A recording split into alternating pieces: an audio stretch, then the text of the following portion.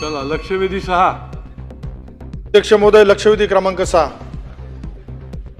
दालनामध्ये बैठक घेणार आहेत. वितरित केल्याप्रमाणे. अध्यक्ष महोदय, जी लक्षवेधी मी मांडली आहे ती माझ्या संगमनेर मतदारसंघातील संगमनेर नगर परिषद हद्दीतील survey number 816, city survey number 1649, नवीन 209, 1.26 हेक्टर क्षेत्र नगरपालिकेच्या मालकीचं आहे असं मंत्री महोदयांनी उत्तरामध्ये सांगितलंय. परंतु अध्यक्ष महोदय, उत्तर जरा गोल गोल फिरून देण्यात आलंय. त्या पद्धतीने त्या जागेवरचं जे अतिक्रमण होतं, पुनर्वसनाचा पावसाळ्यात पाण्याच्या याच्यामुळं तिथं त्याच्या लगत नाले असल्यामुळं 1975च्या आसपास तिथं नाटकी नाला प्रवरा नदी जवळ असल्यामुळं पूरस्थिती निर्माण झाली होती आणि त्यामुळं त्या भागातील लोकांचं पुनर्वसन हे इतर ठिकाणी करण्यात आलं होतं. ज्यावेळेस त्या लोकांचं पुनर्वसन झालं तर ती जी जागा होती त्या जागेचं नगर परिषदेने ताबा घेणं गरजेचं होतं, त्या दृष्टीने पाऊल उचलणं गरजेचं होतं. परंतु दुर्दैवाने तसा प्रकार तिथं झालेला नाही आणि याच्यामध्ये उत्तरामध्येच मान्य केलंय का अतिक्रमण केलेली सदर जागा ही नगर परिषदेच्या मालकीची असल्याने तेथील मालमत्तांवर मालमत्ता कराची आकारणी करण्यात आलेली नाही. म्हणजे अतिक्रमण केलेली सदर जागा ही नगर परिषदेच्या मालकीची हे बी मान्य करायचं आणि मालमत्ता करावर मालमत्ता कराची आकारणी करण्यात आली नाही. परंतु 2005 पासून तिथं त्या ज्या आहेत राहणारे त्यांच्याकडून पाणीपट्टी वसूल केली असं सांगितलं गेलंय. अध्यक्ष महोदय, सर्वे नंबर 816 इथं वाल्मिकी आंबेडकर आवास योजना 29 सप्टेंबर 2005 नुसार तिथं अधिसूचित झोपडपट्टी म्हणून घोषित बी करण्यात आली. परंतु अध्यक्ष महोदय, ज्यावेळेस तिथं पुनर्वसन केलं गेलं होतं त्या लोकांचं, तर आत्ताची परिस्थिती हे सांगताय का तिथं आम्ही 103 नळ जोडण्या दिल्या. परंतु अध्यक्ष महोदय, तिथं आत्ता जर आपण जाऊन बघितलं तर तिथं सगळे अवैध धंदे त्या परिसरामध्ये सुरू आहेत. अध्यक्ष महोदय, तिथं गॅरेजेस आहेत, भंगारचे दुकानं आहेत. जर संगमनेरमध्ये कुठली गाडी चोरीला गेली तर ती गाडी तिथं 15 मिनिटामध्ये जाऊन त्या गाडीचे पूर्ण स्पेअरपार्ट काढले जातात आणि अशा ठिकाणी या शासकीय जागेवरती जर अशा पद्धतीने होत असेल तर अध्यक्ष महोदय ही गंभीर बाब आहे.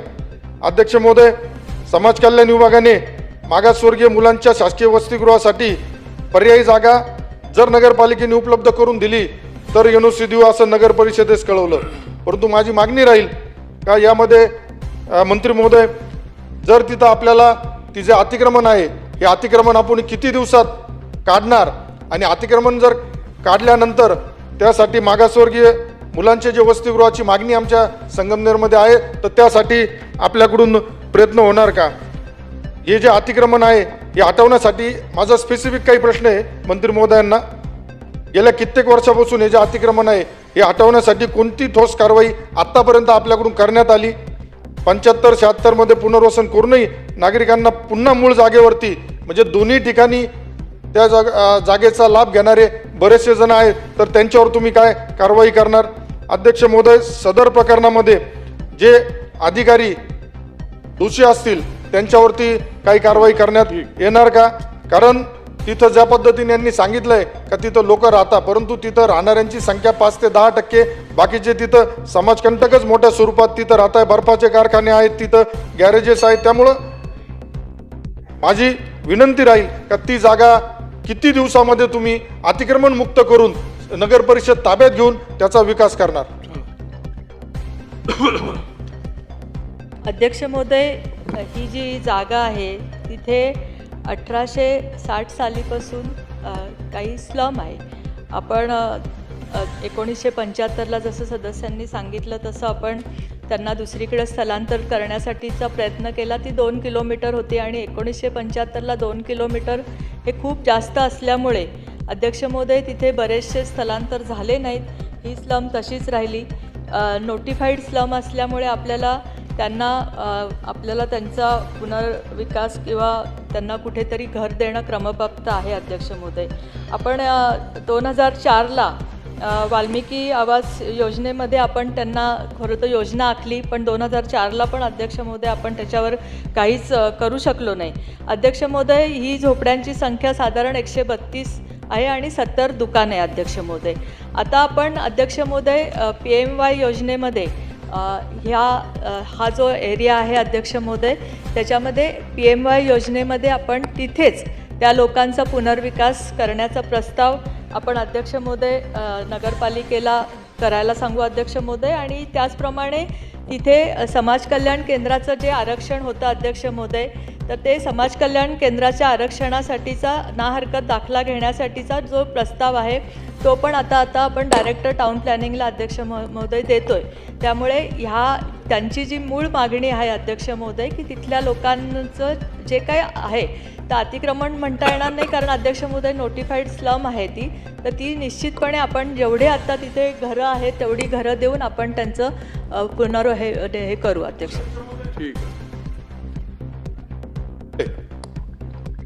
2 किलोमीटरवरती पुनर्वसन करण्यात आलं, परंतु मंत्री महोदय मी आपल्याला तेच सांगतोय, आपल्याला माहिती अधिकाऱ्यांनी चुकीची दिलेली आहे. जर त्यांचं तिथं बी ज्या ठिकाणी सर्वे नंबर 816 श्रमिक नगर तिथं सुद्धा आज वसाहत आहे, मग तिथं कोण लोक राहत आहे? जर इथलेच लोक तिथं त्यांना दिल्यानंतर त्यांनी तिथं जाणं अपेक्षित होतं, ते गेले नाही, मग इथं जे दुसऱ्या लोकांनी अतिक्रमण केलंय मग अतिक्रमण नगर परिषदेने का काढलं नाही? तिथं आता व्यावसायिक दुकानं मोठ्या स्वरूपात चालू आहे.